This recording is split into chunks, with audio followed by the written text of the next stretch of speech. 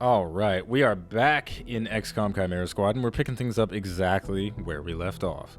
This playthrough feels very nostalgic for me, even though this is a game that I've never played on the channel before, but if you've been subscribed to me for a long time, then you know that I've played a lot of Xcom, and it feels really good to be playing a game that I enjoy so much, or rather a game in the franchise that I enjoy so much.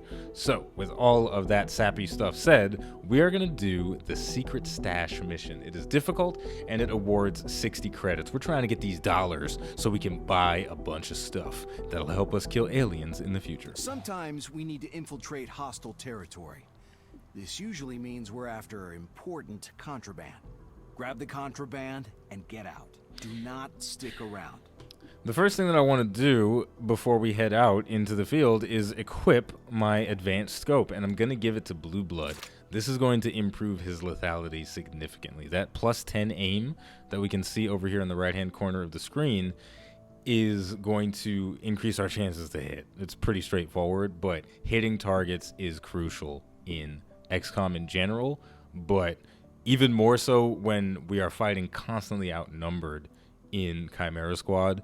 We need to drop bodies as quickly and as efficiently as possible, and more aim is going to help us do that. Everybody else has the same loadouts that we've been using the whole time. We got the smoke bomb and the breaching charge on Claymore. We also have trank rounds on Blue Blood, medkit for Terminal, and medkit for Cherub. Let's do it. All right, this is dumb. So we're going to leave this mission without killing anybody.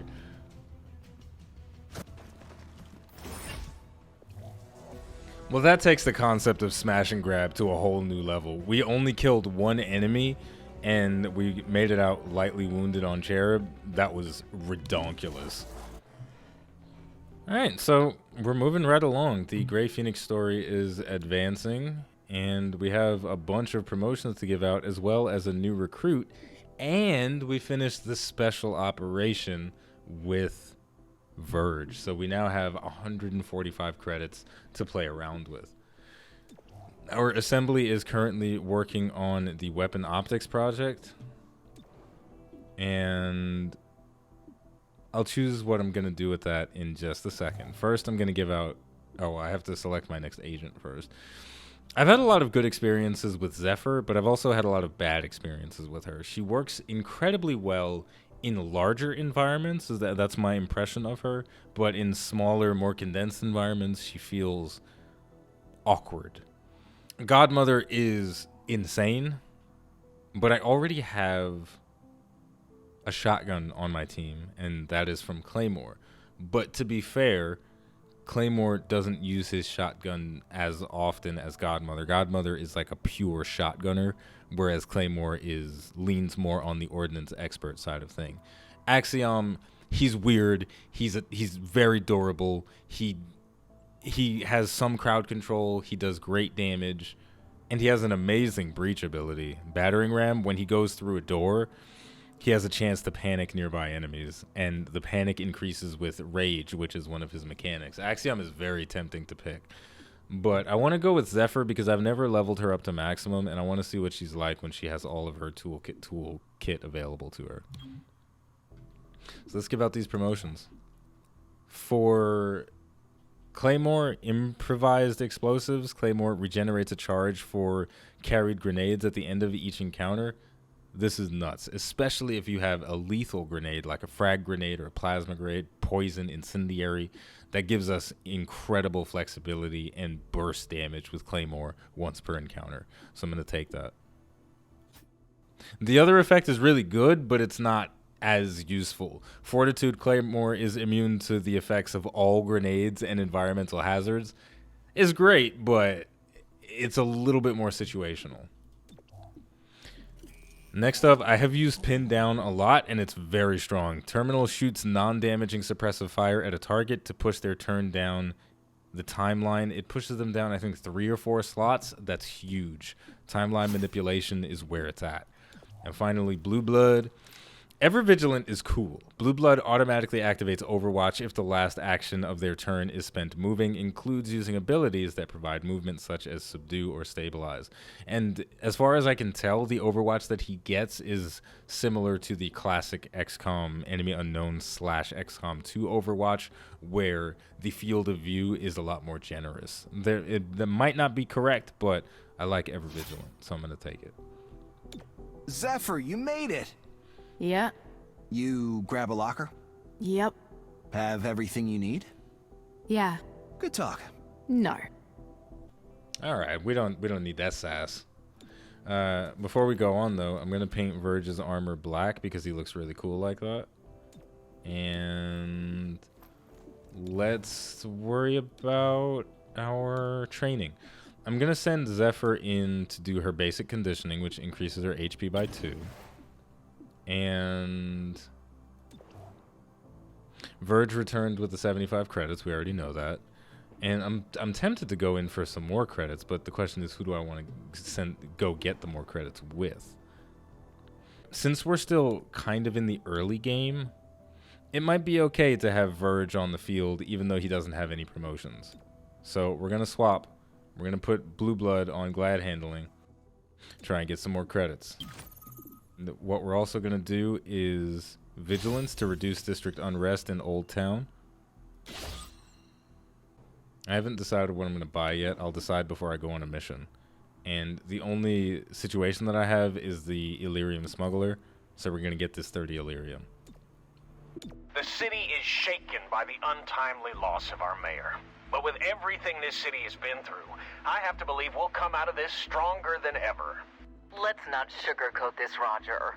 How can we feel safe when our duly elected officials are kidnapped and assassinated? You're absolutely right. This is a tragedy. We can't forget or forgive.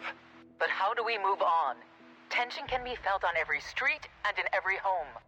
Together, Glorgo, that's how we move on. Throughout our city's history, we've faced many challenges and threats, but only together can we find peace. Let's hope you're right. It's perfectly reasonable for people to be skeptical about the status of the city after the mayor got murdered in the streets. So we finished our what did we even just do? Oh, we finished the situation. Let's go back to the city map and look at what we have. We still don't have to do the main mission, so we're not going to tackle it yet. What I am going to do though is assign a new project. We have a bunch of big projects, enhanced weapons. This increases the damage of the weapons that we are using, so we can enhance our assault rifles, our submachine guns, our shotguns, and our pistol. But these projects are long, especially if you don't have somebody in the assembly, so I'm not going to do them right now. What I will do is work on modular armor. Actually, you know what? I feel okay without modular armor for now. So I'm going to do improved field teams. 3 days and 25 Illyrium. I'm going to work on improved field teams because I want to have a good balance of improving my tactical layer and my soldiers and the strategy layer and my control of the city. As you know, our presence in City 31 is precarious.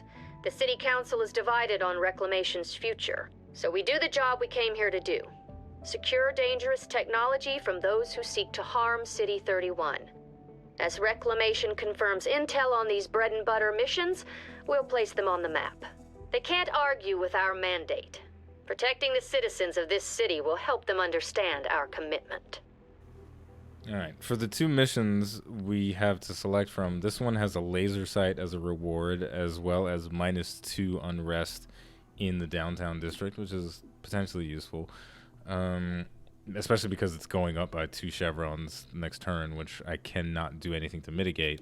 And then we have this one, which is awarding a free field team, which is the equivalent of a decent amount of intel and -2 unrest. But Riverside is, well, they're both actually high priority because they're both going to go to maximum unrest next turn. So I guess I can really pick based on the rewards. A free field team, I can use it to either get a tier 2 upgrade or I can get another tier 1 upgrade on a different spot on the map. So that feels more valuable than just a laser sight, because a laser sight is not super expensive, as we're going to see in just a moment. So let's set up for growth industry. 1 free field team and -2 unrest. Reclamation training spent a lot of time on hostage situations, so you know how it goes. Focus on any hostile who threatens your VIP, and get them to safety as soon as you can. Okay, looks like we're going to have to deal with some VIPs. So we have the scope and the laser sight. Now I do have an advanced scope on Blue Blood, which I'm going to take off by making items available, and I'm going to put it on Verge, because he sits back with an assault rifle. His aim stat at a default is not that great. It's only 65, but we'll talk a lot more about Verge when we get on the field. What I want to buy, though, is the laser sight. That is 75 credits. Oh my god, I didn't realize the laser sight was so expensive. And that's only to increase my crit chance by 5%, improving even further with proximity to the target. It's strong, it's expensive, it feels like it's worth it. What I also would like to buy are tracer rounds. So here's what we're going to do. We're going to kit somebody out, and we're going to kit Verge out. So we're going to buy him tracer rounds. And now I can't afford the laser sight. It's fine. We'll buy him something else. What else can we buy him? Yeah, okay. That's fine. That's fine. I probably should have done the math before just buying something straight away. But that's okay. Verge has plus 15 aim, which is bringing him up to 80. He has 80 as his base stat, which is pretty good. I would have liked to have given him the extra crit, but it's okay. Even without it, he's going to be strong. The neural network is going to work wonders for him. We'll talk about it when we get in the field. Let's do it. Same setup for everybody else. Smoke grenade, breaching charge, medkit. Yeah, we're good to go. Prepare to recover friendly VIP. I am prepared. Everybody has to go through the same door, which is unfortunate, and the first unit that enters through this entrance is marked until the end of the turn. The breach mechanic, man, it really makes you pick and choose who goes in first, who goes in second. And all of those considerations have pretty big impacts on how encounters play out. We don't have any aggressive enemies in this one, which is good. The pythons are annoying. We're gonna focus fire it.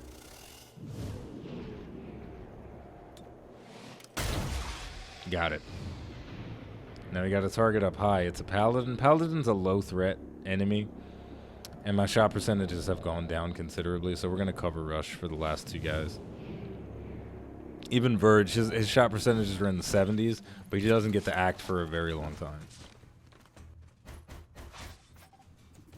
Okay, we have, let's survey the area. Let's try to be smart about this. It's a 4v4, which is nice.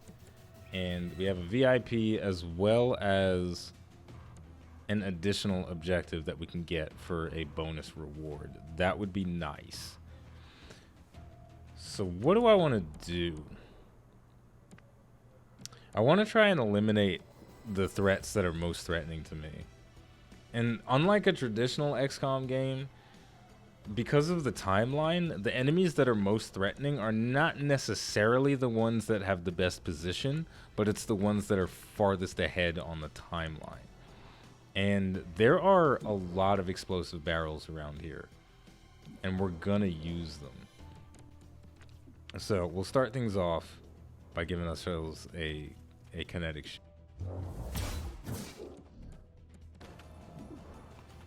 I'm gonna shoot. Whoa, Verge is in the radius for that barrel. I can't shoot it. All right, I take it back. We're not shooting barrels. We're not doing anything really. We're just gonna prep. All right, where is he? Wow, that's a long move. All right, so he just sprinted to a new location, and believe it or not, going up there was a big mistake for him. Because he's grouped up with another enemy now. So we're going to get 2 targets damaged for the price of 1. I threw it with so much force that it opened the door. Alright. So the next thing to move is that Legionnaire in the back, and I can't really do anything to it.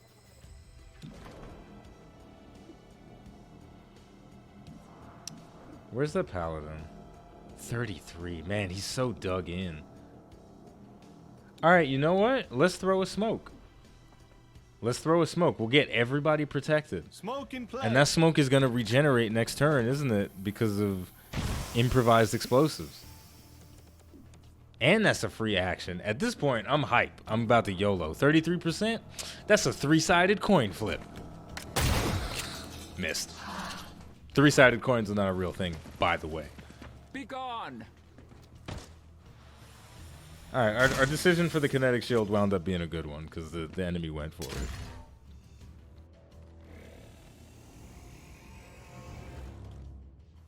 I want to try to do something against the paladin. I feel like I can potentially kill him. So I'm going to push him down lower in the timeline with pin down. This is the ability that we just unlocked. So he's just real far down now. And then I'm going to go for a shot on him if I can even see him. Yeah, I can. It's still 37 though. That's terrible. What does prep give me? Nothing great. All right, let's shoot the bruiser because the grenade's about to blow up. And that's a pretty good shot. There we go. Yeah, not bad. Not bad. But not great either. Out. Popping and blocking. Kinetic shield on myself. And then yes, we do still have the ability to get a not double kill. Oh my god, it doesn't angle correctly. Ugh. I wish I could angle this so it hits 2 people. Alright, let's hit the paladin with that bash. And then we're going to shoot the bruiser because the bruiser played himself. Book 'em. Because he's not in cover based on the positioning of our units. Alright, so now we're going to see our boy Verge in action for the first time. He has this really awesome ability called Battle Madness. And what this does is it'll tell a target to attack one of its enemies. One of its allies, rather. Alright. Alright, now it's time for Verge to get crazy. We're going to use his crowd control ability, Stupor. We are going hard for the timeline manipulation. This has the chance to remove either 1 or 2 action points from a target, and if it removes 2, then that target doesn't get to do anything. Now, we can take a shot at this bruiser. We got 94%. Why? Tracer rounds, good angle, neural network. Because we use Stupor on a target, that's increasing our aim by 10. Weapon range 14%. So many freaking numbers. Fire! Fire, fire, fire! The target is dead. The Python is stunned. It can't do anything. Now it's my turn again. We are doing fantastic work right now. Now, I want to try and put this shrapnel in a position where it has the most likelihood of hitting that Legionnaire. Because, like, I like to get greedy with my shrapnel. I'm not going to lie to you. I like to place it and not shoot it. And then also shoot the target that's within the radius of the shrapnel so I can kind of double dip. But I don't think I'm going to get to really do all that stuff. So let me just shoot the shrapnel. Guaranteed damage, 1 shred of armor. Legionnaire Support is my very journey. weak now. Out of the way. Oh, and this is flawless. This may be the best room that I've ever cleared. I made the arrest.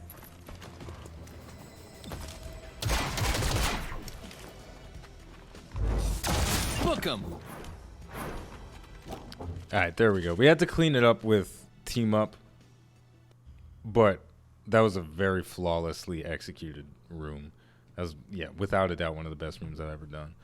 Now, unfortunately, this main door over here is closely watched. Enemies deal +1 damage during the breach, and I can't fit everybody through the security door. But truth be told, this security door doesn't give amazing benefits, and I also don't want to separate my units right now.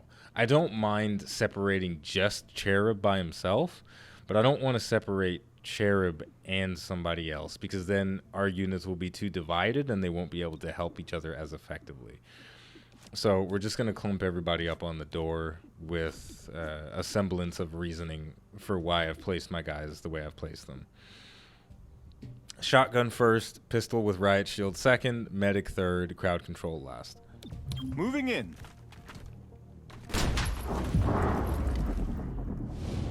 Alright, got a lot of guys. 1 aggressive bruiser.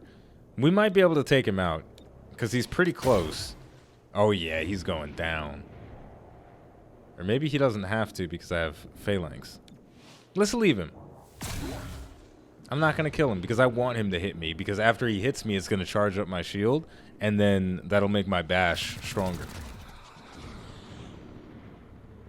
I'm spreading the love right now, fellas. I am spreading the love evenly. I like... Here's the thing about spreading the love. Spreading the love is a perfectly legitimate strategy as opposed to focus firing a single target. Why? Because I've weakened several guys, so they're going to be easier to clean up. As opposed to, I could have dumped a lot of resources into the bruiser, but then I wouldn't have weakened multiple targets and made them easier to clean up. Like that paladin, I don't even really got to think about him. I can just throw a shrapnel at him. Same with the legionary, and they're Crocodile Dundee. So the legionnaire. I always pronounce that wrong. So here's what we're gonna do. Ooh, I'm getting excited. I'm about to start playing fast and making mistakes. I'm so ready for it. We're gonna throw a shrapnel at our friend, the little paladin over there. It's right behind his butt. It's gonna blow up. It's not gonna feel good. That's gonna be the worst trip to the bathroom he will ever make in his life. We've got our smoke bomb back. We're gonna chuck this thing down. Probably the most. Yeah, we can cover 3 out of Tossing smoke. out of 4 members by throwing it like this. There's a very, very good feeling that comes in XCOM when you do things the right way, and when you really execute on something. There's always a mixture of luck involved in this game because you're dealing with percentages. You could have a literal 99% chance to hit something and miss, and then you could have a 2% chance to hit something and hit. But there is also strategy involved. There are tactics involved in the sense that you can improve the likelihood that you will succeed by making the right choices.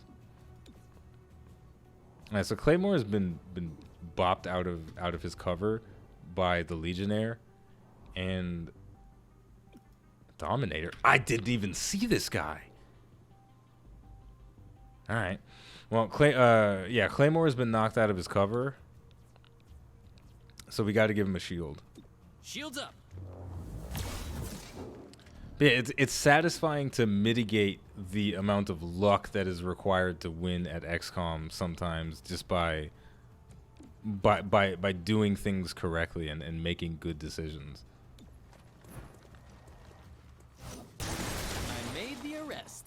Because I think if you're a great XCOM player, which maybe I am, maybe I'm just okay, you can be the judge of that.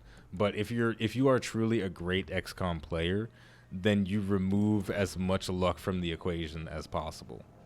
Oh, and we have to get the VIP. I don't know if there's going to be reinforcements. There's definitely going to be reinforcements. Who am I kidding? But we'll deal with that. We'll cross that bridge in a little bit. The Dominator is actually a really tough enemy to contend with. It's not even going to take a shot. It's going for a disable. It reduced my action points by 1, so I am still going to get to make some moves here, but it's still a bit unfortunate. Now, one thing that's irritating about the Dominators is that they have a high base will stat, so that means my psionic abilities from Verge are not guaranteed to succeed when he uses them. Alright, so let's, you know what? We're going to use Battle Madness. Let's hope he doesn't shoot the VIP while I do this. Okay, he's not. He's going to shoot the Dominator. Good connect. And then we're going to use our second action point on shooting the Dominator. This is... Okay, well, first of all, Verge is snapping his back right now, but this is sectoid on sectoid violence. But you got to do what you got to do sometimes. He's gonna shoot me or whatever. Not a big deal.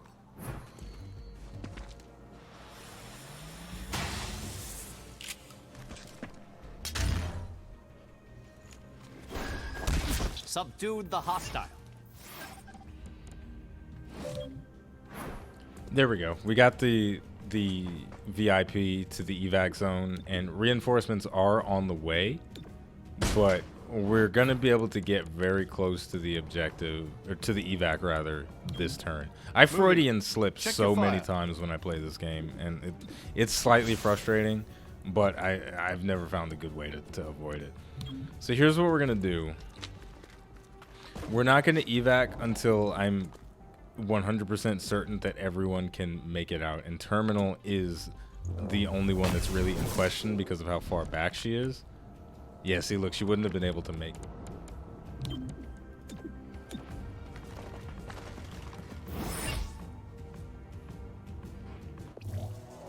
Wow, that was buttery smooth. We captured 6 units, so we get a guaranteed 20 intel from tickling them feet, and we didn't take a single point of damage. No matter where you come from, you got to admit that's impressive. Flawless.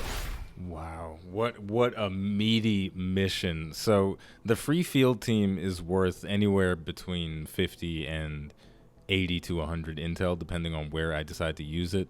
-2 unrest is fine, 30 Illyrium, very useful, and an additional 20 intel from captured enemies. Amazing. And we got 2 promotions from that. A large crowd consisting primarily of mutons protested the continued closure of the starport today, insisting on access to the facility. Artisan Glorva of the Shipworkers League had this to say. Those starships are sacred territory.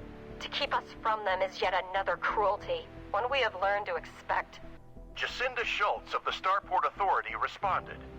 Prudence is not cruelty. We can't allow access to the facility until it is deemed secure. Channel 37, Celio Dash reporting. That bit of dialogue is really interesting. The mutons are being treated in a way that they perceive to be unfair or disrespectful. They're not being allowed to go into their starships that are apparently left over from the invasion. And the law enforcement of City 31, they're like, dude, a couple of years ago, you guys were the invaders, and we're going to let you back in the starships that you used to invade us? Like, that seems like a bad decision, you know? So it's reasonable, I would say, for the people of City 31 to question the logic of why would they want to go back to their starships, even if they say, oh, no, it's part of our culture. Like, I don't know. You could be trying to pull the wool over my eyes. It's like, yeah, it's part of my culture. And then you get on the ship, and it's like, aha, my laser cannon is now at full power, and the city gets destroyed. So, you know, what are you going to do here? What are you going to do? I don't know. But we finished. We got a lot of stuff going on here. It's a payday. So we got some intel and credits for that. We have an agent idle because she finished her training, and she no longer has anything to do. So I'm just going to dump her into the assembly, and that's going to cut the time down to 1 more day. And then we got to give out our promotions. A guard is legit infinitely better than the other promotion, sort of. Generator Cherub gains 1 charge at the end of each encounter. I don't really like it because it only works at the end of each encounter. So this is only really useful in 2 to 3 encounter missions, whereas guard is useful at the end of every turn. At the end of turn, gain 1 armor, a half cover bonus, even if you're flanked, and become half cover for friendlies. It also provides half cover to enemies, which is annoying. But either way, the amount of defense that I get every single turn with guard is way too valuable. I wish Generator gave you a charge at the end of encounters and the beginning of encounters, because then you really have a push and pull. You can go into every fight with multiple stacks of your charge if you combine Phalanx with Generator. If it worked that way, maybe I'll go into the files and mod it myself or something. But for now, that's what it does. And we unlocked the first ability for Verge as well, Levitation. Verge lifts an enemy into the air, removing their cover bonuses during the breach. Levitation cancels all alert or aggressive enemy behaviors. Very strong. We also have enough money to buy a laser sight now, so that's good. That can increase the critical hit chance by 5%. But on the city map, things are getting a little dirty. The downtown area has reached maximum unrest, so every turn, city anarchy is going to increase by 1 until we fix this problem. Unfortunately, there's no way for me to fix the problem right now. all I can do is go on the Grey Phoenix mission to recover Grey Phoenix informant. So that's what I'm going to do. This is a very difficult mission. Reduces unrest by 2, 30 credits. It's not a lot of rewards going on there, but we got to do what we got to do. And I'm also not going to put the field team in until I get advanced field teams, and I'm going to use the free field team to get one of the tier 2 promotions that are actually really expensive. So I'm going to take a little break, and when we come back, we're going to dive into the Recover Grey Phoenix Informant mission. So with all of that said, if you enjoyed this video and you'd like to support the channel more than you already do just by watching, liking, subscribing, and commenting, you can head over to patreon.com/iBluairJgR to become a patron. As always, the name of the game is Xcom Chimera Squad, and if you're enjoying it, be sure to let me know. Thank you for watching, and I'll see you next time.